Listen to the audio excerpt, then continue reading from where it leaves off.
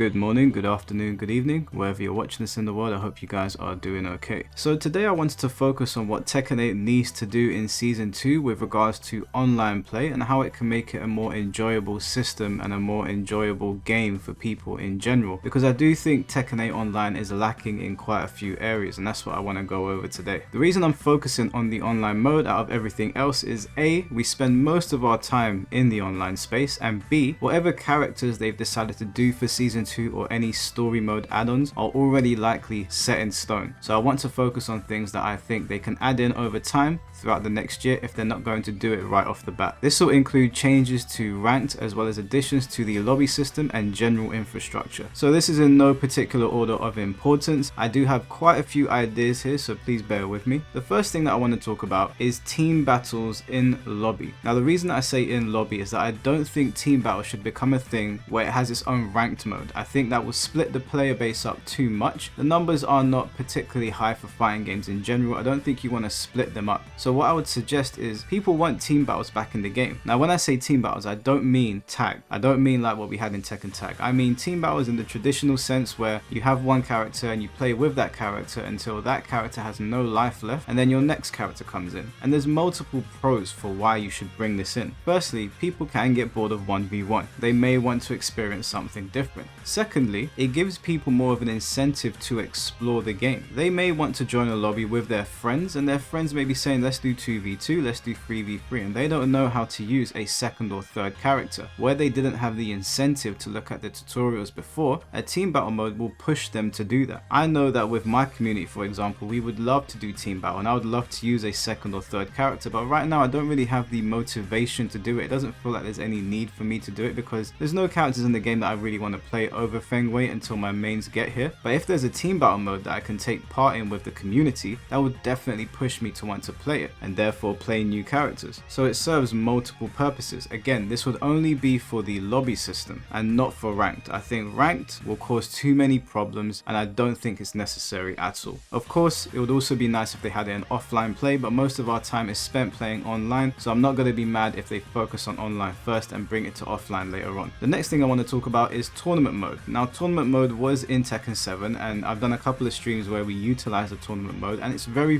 good. Now the tournament mode in Tekken 7 does leave much to be desired, but the framework is there and they can build upon that. You should be able to have 8-man tournaments, 16-man tournaments, 32, 64, however many you want to host. I imagine going beyond 32 online might be a bit problematic. I'm not entirely sure how that all works, but just a tournament mode in general that we have a few features that we can customize with so that we can play with our community, so that we can host tournaments online for people just like we did in Tekken 7. I don't think it's asking for too much to have a system or a mode in the game that we had there in the first place. On top of the tournament mode, I would also like to make the suggestion for a league mode. Now a league mode is in Virtuify, and much like any other league, whether it's the Premier League or whatever it is you might be watching, you accumulate points in that league with people in your lobby to eventually crown the winner. Again, this is just another mode to get people to want to jump online and not always feel like they need to go into ranked, which can be a very daunting place for people in Tekken. Somewhere they can play with their communities or they can foster new communities without having to go through a tournament mode, for example. It's just an alternative. Where tournaments knock you out and maybe you feel like you'll get knocked out in the first round, leagues give you opportunities to play everybody and accumulate points to see who the champion is at the end. You could do seasonal ones, you could do ones that have leaderboards, for example, and you could curate those leaderboards with your community so they don't need to be something that's published to everybody. I just think having those two options will really give people more incentive to play the game, because right now it is pretty bare bones, and when you get to certain ranks on Tekken 8, you don't really feel like playing ranked anymore. So having a tournament mode and a league mode in the same fashion that Virtuify has it, I think would be really good for the game. Now those extra modes aside, those are the main ones that I want to see in the game. I do want to talk about the ranking system and how I feel like it has failed the players, but I don't want to make that sound like it's a terrible thing. It is season 1, but I think there are some things here that might have been overlooked that may have made the first season of Tekken 8's ranked mode more enjoyable. Some people have achieved God of Destruction in the first season. There's a fair amount of people people. I wouldn't say it's a super high number, but there are a fair amount of people in God of Destruction. I think similar to the point system in Street Fighter, you should have a system where when you reach the highest rank, you can now accumulate points. I think one thing that can make this even better is that you have weekly rewards, for example. So let's say that you've got into God of Destruction and you're accumulating points, but all you're doing is accumulating points. So we know fighting game players are very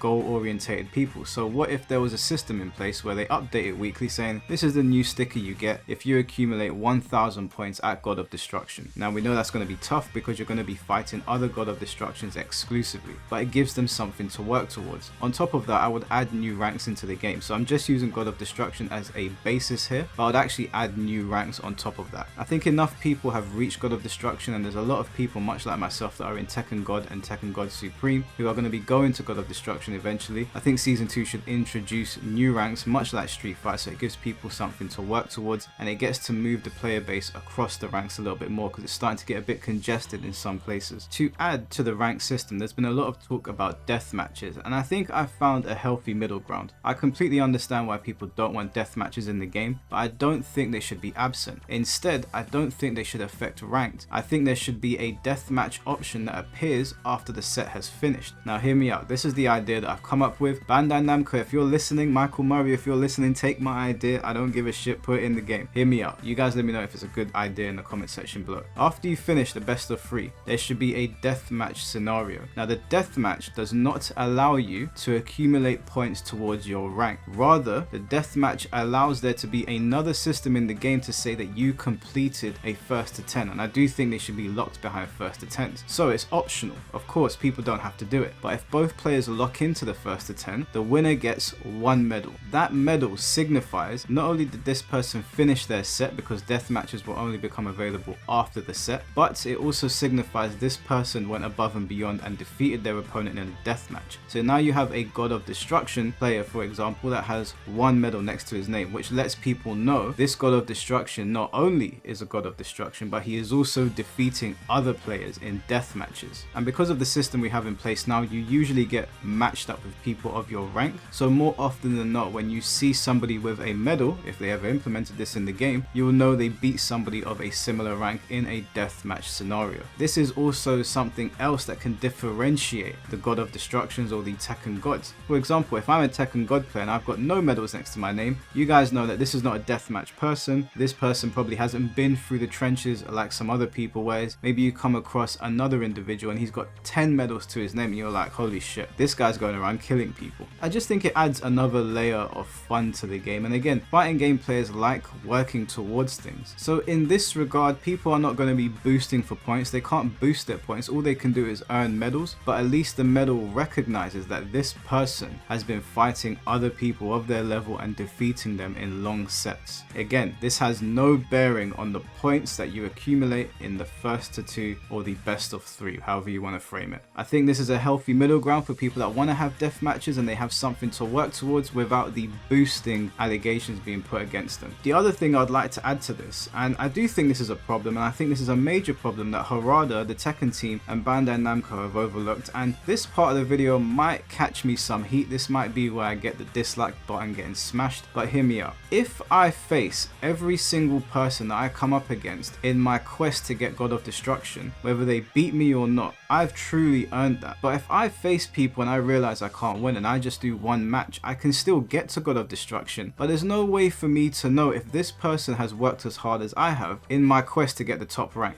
What I think they should do is that it should let people know if this particular person has finished their set. All it's got to say next to their name is sets completed, and it will have how many sets they've completed versus how many they've actually played in. This allows the player to walk away from the set because that's what they want to do, right? They want to have the freedom to walk away from a set if they don't want to play anymore. And you know what? That's fine. But I think there should be something there to let people know, okay, this person, although they are God of Destruction, they completed 50 out of 99 sets. Again, the whole argument here has been we don't want to finish the set if we don't want to, okay? We don't need to give you a reason. And that's fine, you know, there's no point beating a dead horse. We're never going to agree on that. I think a healthy middle ground would be like, okay, cool, we're in a ranked mode. We're trying to find out who the best players here are. It's not quick match, it's for points, it's to find out who the best of the best is. Have a system there, or have an indicator there that just says, look, this person has done 10 of their 20 sets. They don't often finish finish them, but they still have this rank. That lets me know, okay, cool, sometimes this person doesn't want to deal with bullshit, they want to go around it. And then maybe I'll come up across somebody and it says this person has finished 100 out of 100 sets. I'm like, okay, cool, this person's going to lock in, and this person's more likely to do a deathmatch with me. I want to know what you guys think of that suggestion. I know I might get some blowback because it might seem like I'm trying to shame people with an indicator, but at the end of the day, if we're playing a ranked mode, the idea of ranked is to find out who the best person is. Like I said earlier, I don't want to go over this again because I don't want you guys to feel like I'm repeating myself, but that's the point of a ranked mode, and that's the point in every ranked mode. So I don't know why we would allow people to get around this by picking and choosing, cherry picking essentially, on their way to the top. And the last thing that I want to talk about is rage quitting. Now unfortunately, rage quitting is still a problem in this game. Not only have they not addressed the issue in its entirety, but there's also a glitch that punishes the person that tries to finish their set. So if you're playing against somebody and they rage quit, sometimes you'll get punished for it. Now I've never come across this, and I've only heard of a few people that have had to deal with it, and I think it is at very specific moments during the fight or just before, but needless to say, it's still there. Now my biggest problem with this is that although they've gone through some lengths to punish rage quitters, your time still gets wasted. Now I'm not saying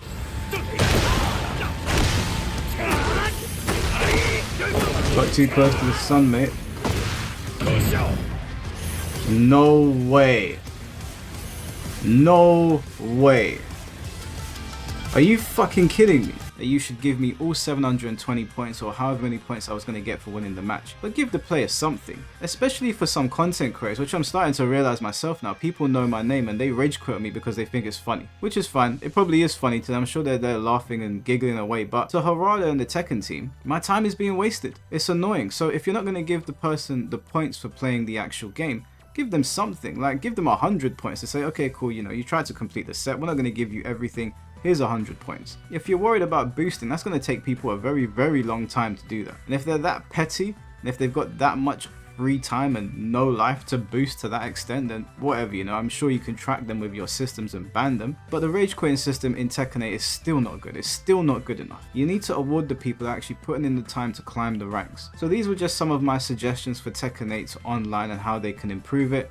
To reiterate, team battle mode for lobbies, a tournament mode, a league mode, new ranks that go beyond God of Destruction, a point system for the Gods of Destruction or whatever they decide to call that new highest rank. So it gives people something to do, with weekly incentives like having to obtain stickers, just so they feel like they're actually doing something with their time. A deathmatch medal system, so when you complete your set, you have the option to do a deathmatch, and the winner of that deathmatch gets recognized with a medal. An indicator to let us know who completes their set, so you can still allow the people that are doing one and dones to leave whenever they want, but at least I know before I accept the game, this person doesn't complete all their sets, so I don't want to play with them. It's my choice as well. I shouldn't be forced to play with somebody that doesn't want to finish their sets. And lastly, rage quitting needs to be addressed still. It hasn't been addressed properly. It needs to be addressed in its entirety. You need to give the winner something for having their time wasted. Anyways guys, those are just some of my suggestions for Tekken 8 Season 2 online. Let me know what you think and add any suggestions to this that you have in the comment section below. Try to keep it to the online world because of course I probably missed some stuff, and I'll catch you guys very soon.